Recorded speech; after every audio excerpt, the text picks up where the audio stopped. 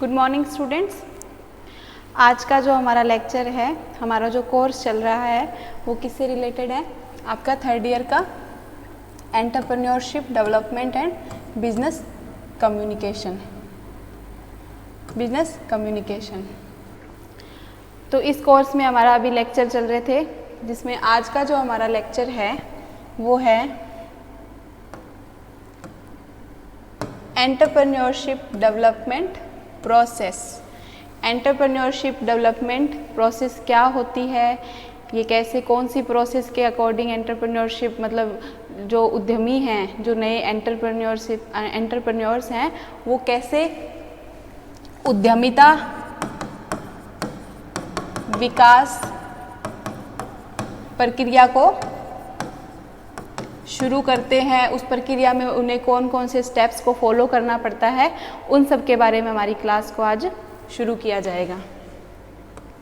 सबसे पहले है उद्यमिता विकास प्रक्रिया क्या होती है, या उद्यमशीलता भी कह सकते हैं इसको। तो इसको हम देखते हैं। Entrepreneurship development is the means of enhancing knowledge and skill of entrepreneurs. Entrepreneurship development क्या बोल रहा है ये? एंटरप्रेन्योरशिप डेवलपमेंट मतलब उद्यमिता विकास क्या है? साधन है, मीन है। किसका? एनहेंस करना मतलब बढ़ाना। किसको? नॉलेज को और स्किल को। मतलब एंटरप्रेन्योरशिप डेवलपमेंट क्या है? जो एंटरप्रेन्योर्स हैं उनके नॉलेज और स्किल्स को बढ़ाने का एक साधन है। थ्रू सेवरल क्लासरूम कोचिंग, या फिर कोई प्रोग्राम हो सकता है, या फिर ट्रेनिंग। कोई भी ट्रेनिंग मतलब प्रशिक्षण के जरिए, या कोई कोचिंग क्लासेस के जरिए, या फिर कोई नया उनके लिए प्रोग्राम या प्रोजेक्ट एस्टेब्लिश करके उनकी जो नॉलेज और स्किल है उनको बढ़ाने का क्या है? साधन है। कौन? Entrepreneurship development. The main point of the development process is to strengthen and increase the number of entrepreneur. इसका मतलब क्या है? इसका मेन मकसद क्या है? एंटरप्रेन्योर्स की संख्या को बढ़ाना और उनकी संख्या को, उनको मजबूत बनाना और उनके जो नंबर्स हैं उसमें इंक्रीज करना। मतलब इस प्रोसेस के जरिए जो एंटरप्रेन्योर एक उसमें एंटर हुआ है, उस प्रोसेस में धीरे धीरे एंटरप्रेन्योर्स की संख्या भी बढ़ जाए और वो उनका जो सिस्टम है वो बहुत ही मजबूत बन जाए। ये इसकी क्या है? मेन लक्ष्य है। This entrepreneur development process help करती है न्यू फर्म्स को और नए जो वेंचर्स हैं उनको, उनके अपने जो गोल सेट किए होते हैं, जो उन्होंने अपने लक्ष्य निर्धारित किए होते हैं, उनको अचीव करने में क्या करती है? नई जो फर्म्स हैं, नए बिजनेस जो उन्होंने शुरू किए हैं, जो नई नई शाखा उन्होंने शुरू की अपने बिजनेस की, उनको क्या करने के लिए, उनको अचीव करने के लिए क्या करती है? हेल्प करती है, उनकी मदद करती है ये प्रोसेस की किस किस स्टेप के जरिए आप अपनी वो पूरी एंटरप्रेन्योरशिप बिजनेस को अच्छे से चला सकते हो, और नेशन की इकोनॉमी को भी इम्प्रूव करने में हेल्प करती है। इम्प्रूव क्या करती है? बिजनेस के थ्रू नेशनल इकोनॉमी, मतलब अपने राष्ट्र की जो अर्थव्यवस्था है उसको भी सुधारने की कोशिश करती है।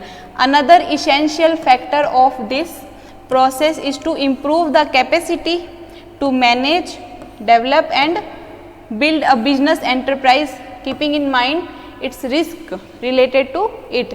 ये क्या कह रहा है कि ये उनमें कैपेसिटी डेवलप करती है, उन बिजनेस फॉर्म्स में जितने भी एंटरप्रेन्योर्स कार्यरत होते हैं उनमें वो कैपेसिटी, वो दक्षता, वो स्किल उनमें डेवलप करती है, जिनके थ्रू वो उस बिजनेस को मैनेज कर सकते हैं, मतलब उसका प्रबंधन कर सकते हैं, उसका विकास कर सकते हैं, या उनके सामने जो भी मुसीबतें आएंगी, जो भी रिस्क उनके सामने, जोखिम उनके सामने आएंगे, उनको अच्छे से कैसे एंटरप्राइज के अंदर एस्टेब्लिश करना है, उनको कैसे उनका सामना करके एंटरप्राइज को सफल तरीके से संचालन करना है उसका।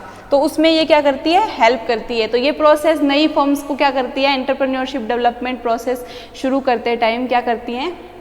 उन फर्म्स को क्या करती है? हेल्प करती है, जिससे कि वो अपना जो भी पूरा मैनेजमेंट है बिजनेस का उसको अच्छे से क्या कर पाए?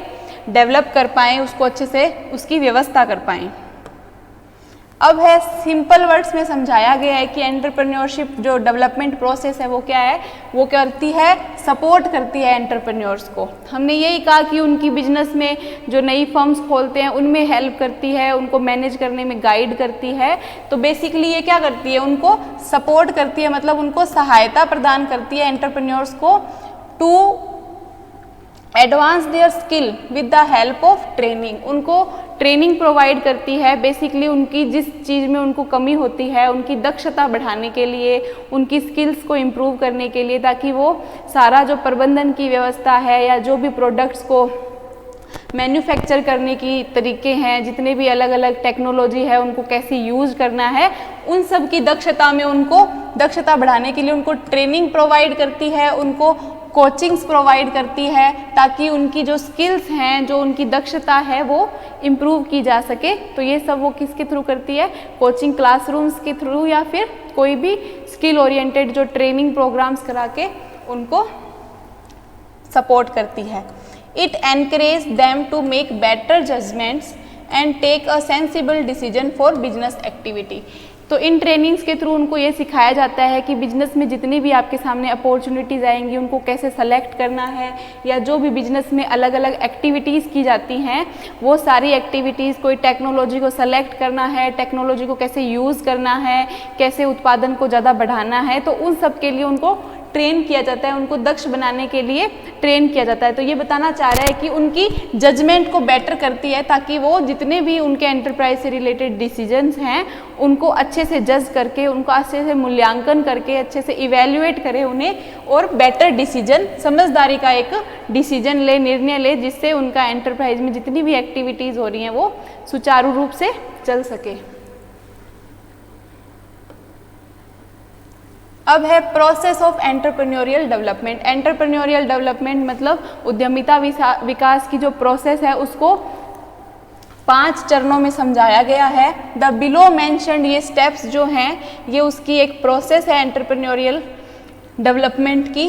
वो क्या है, ये बताएगी कि कैसे एक इफेक्टिव एंटरप्रेन्योरियल डेवलपमेंट प्रोग्राम बनाया जाता है एंटरप्रेन्योर के द्वारा to organise and launch the venture. जब वो कोई नया ऑर्गेनाइजेशन शुरू करता है, नया वेंचर शुरू करता है, कोई नया काम शुरू करता है, तो वो कौन कौन से स्टेप्स को फॉलो करता है, किन चरणों में वो अपनी पूरी प्रोसेस को डेवलप करता है। तो सबसे पहले डिस्कवरी, कैसे वो डिस्कवरी करेगा, उसके बाद फिर क्या करेगा, एक बिजनेस का प्लान बनाएगा, उसके बाद वो उसके लिए क्या करेगा, रिसोर्सेज इकट्ठे करेगा, फिर पूरी कंपनी को मैनेज करेगा, और उसके बाद लास्ट में क्या करेगा, जो भी उसकी कंपनी ने गोल्स सेट किए थे उनको लास्ट में हार्वेस्टिंग से, यहाँ मतलब जैसे हम फसल का देखते हैं कि फसल का हम सबसे पहले सारे डिस्कवरी करते हैं, नई टेक्नोलॉजी लाते हैं, उसको कैसे इम्प्लीमेंट करते हैं, फिर उसको ग्रो करते हैं, उसके बाद उसकी पूरी रिसोर्सेज को हम मैनेज करते हैं, उसके बाद हम उसमें जितनी भी कंपनी को मैनेज करना मतलब उसमें हमने जो गोल सेट किए हैं वो सारा जो फसल उग गई है लास्ट में उसको क्या करते हैं, हम हार्वेस्ट करते हैं। उसी तरीके से जब बिजनेस की बात आती है तो वो जब कंपनी ने डिस्कवर की कोई नई टेक्नोलॉजी, उसके लिए कोई प्लान बनाया, रिसोर्सेज इकट्ठे किए उसके लिए, और उसके बाद उस कंपनी को उन टेक्नोलॉजी के अकॉर्डिंग उसमें जो काम थे वो सारे काम उसमें अकॉर्डिंगली किए गए, और उसके बाद वो जो भी उन्होंने गोल सेट किया है उसको अचीव करेंगे। हार्वेस्टिंग स्टेज में वो देखेंगे कि वो गोल्स अचीव हुए भी हैं या नहीं। तो इसमें इस पूरी प्रोसेस में एंटरप्रेन्योरियल डेवलपमेंट प्रोसेस में ये 5 स्टेप को फॉलो किया जाता है। तो सबसे पहला है डिस्कवरी, मतलब खोज। An entrepreneurial process begins with the idea generation wherein entrepreneur identify and evaluate the business opportunities. इसमें जो उद्यमी होता है, जो नया बिजनेस शुरू करने चाहता है, वो क्या है, नए नए अवसर को तलाश करता है, उनको खोज करता है, उनको आइडेंटिफाई करता है, यहाँ से वो क्या करता है, एक आइडिया जनरेट करता है, मतलब जो भी नई टेक्नोलॉजी उसके सामने आती है एज ए अपॉर्चुनिटी, तो वो उसको क्या करता है, सेलेक्ट करता है। वो बहुत सारे रिस्क लेके देखता है कि मुझे ये अपॉर्चुनिटीज़ को सेलेक्ट करना चाहिए या नहीं, तो यहाँ से उसको एक नया आइडिया जनरेट होता है। The identification and the evaluation of opportunity एक डिफ़िकल्ट टास्क है। डिफ़िकल्ट टास्क इसलिए कभी कभी वो अपॉर्चुनिटी हमारे लिए खतरा भी बन सकती है, तो एक रिस्क लेकर उनको आइडेंटिफाई करना और उसको अच्छे से इवेल्युएट करना ज़रूरी भी है और एक ये डिफ़िकल्ट टास्क भी है, मतलब थोड़ा मुश्किल तो है पर इसको करना एक एंटरप्रेन्योर के लिए बहुत ज़रूरी होता है। An entrepreneur seeks input from the all persons including, जो एंटरप्रेन्योर है जब वो बिजनेस एस्टेब्लिश करता है तो वो क्या है, सबसे इनपुट्स लेता है, एम्प्लॉयज़ जो है उस कंपनी में उनसे इनपुट्स लेता है, कंज्यूमर से लेता है, चैनल में जो जितने भी चैनल के पार्टनर्स हैं उसके अलग अलग उनसे भी वो सलाह मशवरा करता है, टेक्निकल पीपल हैं उनसे गाइडेंस लेता है ताकि वो एक ऑप्टिमम डिसीजन ले सके बिजनेस अपॉर्चुनिटी के प्रति, जो अपॉर्चुनिटी उसके सामने, जो अवसर उसके सामने आया है उसके लिए एक प्रॉपर डिसीजन ले पाए। तो वो उन सब लोगों से क्या करता है, सलाह लेता है। Once the opportunity has been decided the next step is to evaluate it. जब उसने एक बार वो अपॉर्चुनिटी देख ली कि ये मैंने डिसाइड कर ली है कि हमें यही वाली टेक्नोलॉजी को यूज़ करना है, तो उसके ऊपर फिर वो बाद में उसको इवेल्युएट करके देखता है, उस पूरी टेक्नोलॉजी को देखता है कि इसका आगे क्या क्या रिजल्ट हो सकता है। An entrepreneur can evaluate the efficiency of an opportunity by continuously asking certain questions to himself।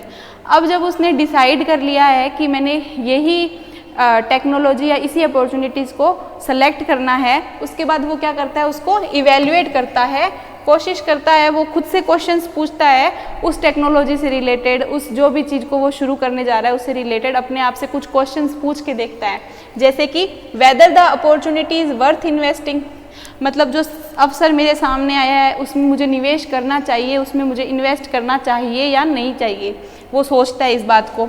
Is it sufficiently attractive, क्या ये लोगों को उतना, कंज्यूमर्स जो हैं, उपभोक्ता जो हैं, उनको उतना अट्रैक्ट कर पाएगी जो टेक्नोलॉजी उसने शुरू की है, जो उसने प्रपोज की है। Are the proposed solution feasible, क्या उसके जो हमने सॉल्यूशन देखे हैं वो फिजिबल भी हैं मार्केट कंडीशन में या नहीं।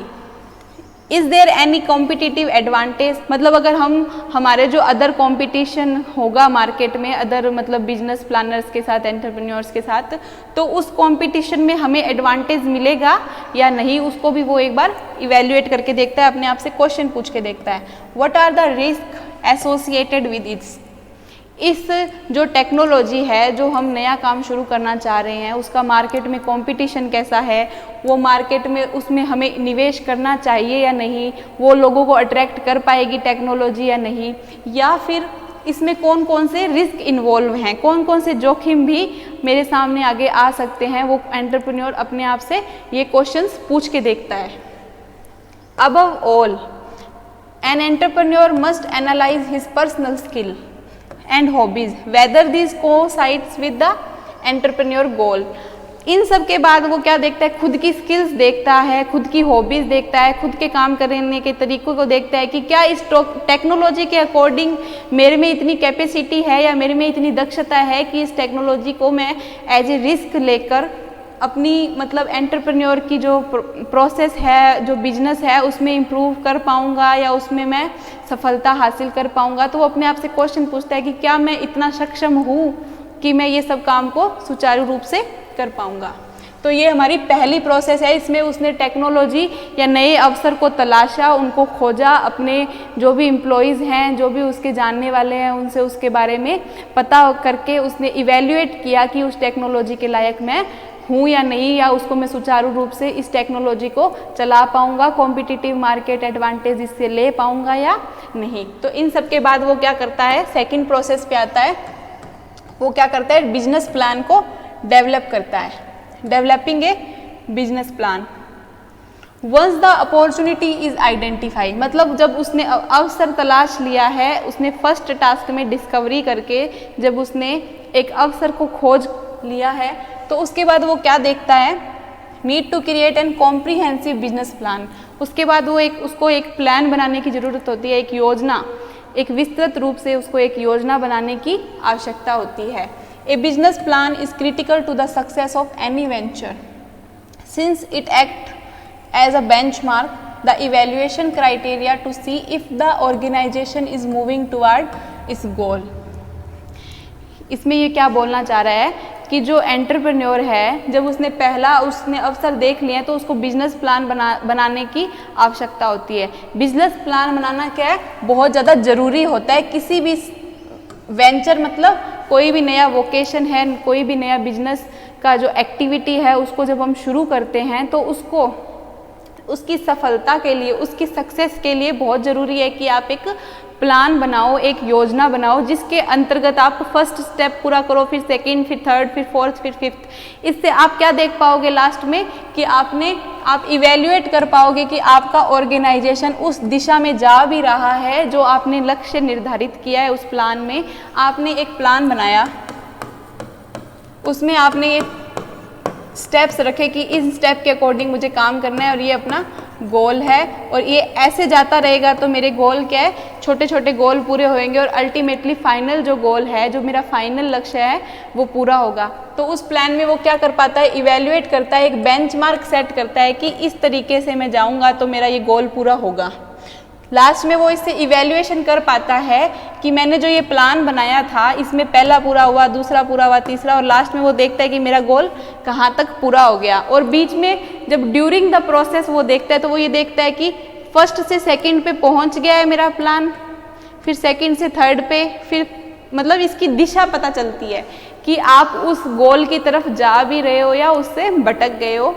तो इन सब के लिए आपको एक बिजनेस प्लान बनाने की बहुत ज़रूरत होती है। An entrepreneur must be dedicate his sufficient time toward it's creation. मतलब एक एंटरप्रेन्योर को बिजनेस प्लान जो बनाता है उसमें क्या है, पूरी तरह से डेडिकेट होकर उस बिजनेस प्लान को बनाना चाहिए। The major component of a business plan are mission and vision statement, goals, objectives, capital requirement, a description of products and services. जब आप प्लान बनाते हो, एक योजना बनाते हो, तो उसमें आपको सब पता होना चाहिए कि आपका एक दृष्टिकोण का वो होना चाहिए कि इस दृष्टि में हमें, या हमारी दूरदर्शिता के अकॉर्डिंग हमें देखना चाहिए कि मैं ये करना चाहता हूँ। आपका गोल निर्धारित होना चाहिए, जो आपने लक्ष्य सेट किया है वो, आपका मिशन क्या है, आपने उस लक्ष्य में कौन से 4 ऑब्जेक्टिव या 5 ऑब्जेक्टिव रखे हैं जिनको आपको उतने लक्ष्य के अंदर पूरा करना है। मतलब एक साल में आपने 3-4 लक्ष्य निर्धारित कर लिए, तो उन लक्ष्यों को पूरा करने के लिए आपको ये पता होना चाहिए कि कैपिटल की कितनी रिक्वायरमेंट होगी, कहाँ कहाँ से पूरी की जाएगी, उन सब के बारे में आप एक प्लान बना लोगे। एक डिस्क्रिप्शन होना चाहिए कि कौन कौन से प्रोडक्ट्स यूज़ करने हैं, कौन कौन से प्रोडक्ट्स हमें ज़रूरत पड़ेगी, मशीनरी कहाँ से आएगी, मशीन हमारे पास कौन सी अवेलेबल है, कौन कौन सी जो सर्विसेज हैं। तो इन सब की एक छोटे प्लान के रूप में एक आपको अच्छे से योजना बनानी होती है। ये 2 स्टेप हो गए। उसके बाद रिसोर्सिंग, मतलब आपको अब साधनों की, जो भी आपको इनिशियली आपको इन्वेस्टमेंट करते टाइम जब आप कर रहे हो उस प्रोजेक्ट में, तो आपको कौन कौन से सामान की ज़रूरत है, कौन कौन से टेक्नोलॉजी से रिलेटेड रिसोर्सेज की ज़रूरत है, उन सब के बारे में। Third step in the entrepreneurial process is resourcing, जहाँ पे where in the entrepreneur identify करता है sources from where the finance and human resource can be arranged. मतलब कहाँ से तो फाइनेंशियली हेल्प मिलेगी, मतलब पैसे कहाँ से आएंगे, कैसे कैसे पैसों को मैनेज करना है, और जो आपकी कंपनी में काम करने वाले एम्प्लॉयज़ हैं और जितने भी टेक्निकल वर्कर्स हैं, हर तरह की आपको, मतलब आपका एंटरप्राइज है, मैनेजर को ढूंढना, उनके अंदर जो आपको सब एडिटर, सब मैनेजर, इन सब को ढूंढना, और उसके बाद जितने भी उनके अंडर काम करेंगे एम्प्लॉयज़ और टेक्निकल असिस्टेंट्स, इन सब को कहाँ से अरेंज करोगे, मतलब ह्यूमन रिसोर्स कहाँ से आएंगे, जो एम्प्लॉयज़ है वो कहाँ से आएंगे, और फाइनेंशियल रिसोर्स की व्यवस्था करना। तो ये सब किसके अंदर आएगा, रिसोर्सिंग के अंदर। Here the entrepreneur find the investor for its new venture, जो नया वेंचर उन्होंने शुरू किया है उसमें निवेश करने वाले, उनको जो इन्वेस्टर्स भी चाहिए जो उस आपके कंपनी में, आपके प्रोजेक्ट में निवेश करेंगे, उन इन्वेस्टर्स को खोजना होगा उसे। And the personal to carry the out the business activity, वो आपको प्रबंधन करने वाला वो इंसान भी चाहिए जो आपकी पूरी बिजनेस एक्टिविटीज़ की देख रेख करेगा। तो इस प्रकार रिसोर्सिंग करते टाइम आपको इन सब चीज़ों का ध्यान रखना पड़ेगा। अब है मैनेजिंग द कंपनी। आपने अब सब कर लिया, आपने वो अपॉर्चुनिटी ढूंढ ली, आपने उसको बिजनेस प्लान बना लिया उसके लिए, फिर आपने रिसोर्सिंग कर ली। अब आपको क्या करना है, कंपनी को मैनेज करना है। जो आपने नया प्रोजेक्ट लिया है, टेक्नोलॉजी को आपने एज ए अफसर चूज किया है, तो आपको उसको कंपनी को मैनेज कैसे करना है, उसका प्रबंधन कैसे करना है, उसके बारे में। Once the funds are raised, आपको उसके लिए फाइनेंशियली हेल्प मिल गई है, किसी इन्वेस्टर ने आपकी कंपनी में इन्वेस्ट किया है, तो जब आपको फंड्स मिल गए हैं, पैसे मिल गए हैं, एंड द एम्प्लॉयज़ भी आपने हायर कर लिए, मतलब जितने भी आपके कंपनी में काम करने वाले लोग थे वो भी आपने क्या किए, एज ए एम्प्लॉय उनको हायर कर लिया। फिर नेक्स्ट स्टेप क्या होता है, इनिशिएट करना सारे बिजनेस ऑपरेशन को। जो भी आपने गोल सेट किए हैं उसके अंतर्गत, उसको देखते हुए आपको क्या करना है, अब सारी बिजनेस एक्टिविटीज़, जितने भी बिजनेस की प्रक्रियाएं हैं, जो भी ऑपरेशंस हैं, उनको क्या करना है, शुरू करना है, जो आपके निर्धारित गोल की तरफ जाएंगे। First of all an entrepreneur must decide the management structure. उनको मैनेजमेंट स्ट्रक्चर डिसाइड करनी पड़ेगी कि हमारे इस मैनेजमेंट में कौन हायर अथॉरिटी होगा, फिर उनके नीचे कौन काम करेंगे, और एक बंदे के नीचे कितने जने, चार जो एम्प्लॉयज़ हैं वो काम करेंगे। फिर इस तरीके से वो आपको छोटे छोटे भागों में डिवाइड करके एक कंपनी का एक स्ट्रक्चर बनाएगा, जिसमें सबसे ऊपर हाई अथॉरिटी एंड उसके नीचे फिर एक सब अथॉरिटी, फिर इसके नीचे काम करने वाले एम्प्लॉयज़ होंगे। तो ये एक हायरार्की जो है सेट हो जाएगी, उसके अकॉर्डिंग आपको बिजनेस को शुरू करना पड़ेगा और उसमें चलने वाली जितनी भी एक्टिविटीज़ हैं उनकी शुरुआत होगी। जो भी प्रॉब्लम्स आएंगी उनको सॉल्व कैसे करना है, जैसे जैसे प्रॉब्लम्स आएंगी उनको सॉल्व करने के लिए जो है बिजनेस में एक्टिविटीज़ होंगी।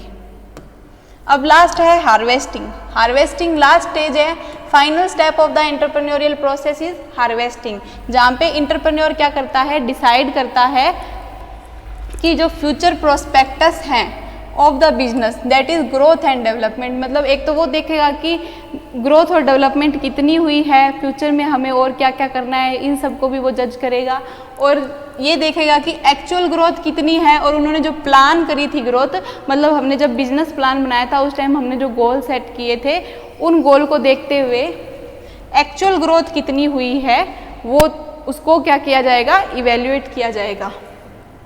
And then the decision regarding stability और एक्सपेंशन ऑफ बिजनेस ऑपरेशन। मतलब आपके अगर बिजनेस के गोल कुछ हद तक पूरे हुए हैं, मतलब आपको सफलता हासिल हुई है, तो आप ये सेट करोगे कि जो हमने ऑपरेशन, बिजनेस के ऑपरेशंस को और ज़्यादा एक्सपेंड करना है, मतलब उस काम को और ज़्यादा आगे बढ़ाना है, या फिर आपको अगर सक्सेस नहीं मिल रही है तो उसको किस तरीके से आपके काम को आगे बढ़ाना है, उन सब के बारे में आपको डिस्कशन करना पड़ेगा और फ्यूचर के बारे में प्लानिंग बनानी पड़ेगी। तो ये आज की क्लास में ये 5 प्रोसेस हमने पढ़ी एंटरप्रेन्योरशिप डेवलपमेंट की, कि किसी भी उद्यमशीलता विकास की प्रक्रिया में कौन कौन से स्टेप्स को फॉलो किया जाता है, इन सब के बारे में। तो ये आपने अच्छे से देख लिया है कि सबसे पहले हमें उस प्लान को डिस्कवर करना होता है, जो अपॉर्चुनिटी हमारे सामने आती है, फिर हमें एक बिजनेस प्लान बनाना पड़ता है जिसमें हमें सारे चीज़ों को ध्यान में रखते हुए उस योजना को सुचारू रूप से कैसे चलाना है उस चीज़ को देखना पड़ता है। फिर उसके बाद उसके लिए हमें संसाधन जो भी हैं, रिसोर्सेज, उनको ढूंढना पड़ता है। जो टेक्निकल वर्कर्स हैं, एम्प्लॉयज़ हैं, उन सब रिसोर्सेज को आपको ढूंढना पड़ता है। फिर है मैनेजिंग, उस कंपनी को मैनेज कैसे करना है, उसमें हायरार्की को कैसे सेट करना है, इन सब को ध्यान में रखना होता है। और लास्ट में हमें जो हमने गोल बनाए हैं उनको देखना है कि उन गोल के अकॉर्डिंग हमारा जो हमने प्लान किया था उस अकॉर्डिंग ग्रोथ एक्चुअल हुई भी है या नहीं, इन सब को देखते हुए आपको फ्यूचर के लिए प्लान बनाना है। तो ये आज की क्लास में हमने एंटरप्रेन्योरियल डेवलपमेंट की प्रोसेस पढ़ी। एक और टॉपिक था जिसको हम कल की क्लास में कवर करेंगे, बिजनेस लीडरशिप स्किल क्या होती है, उसके अंदर कौन कौन सा प्रोसेस को ध्यान में रखा जाता है, ये कल की क्लास में हम कवर करेंगे। आज की क्लास को हम यहीं ख़त्म करते हैं। Thank you.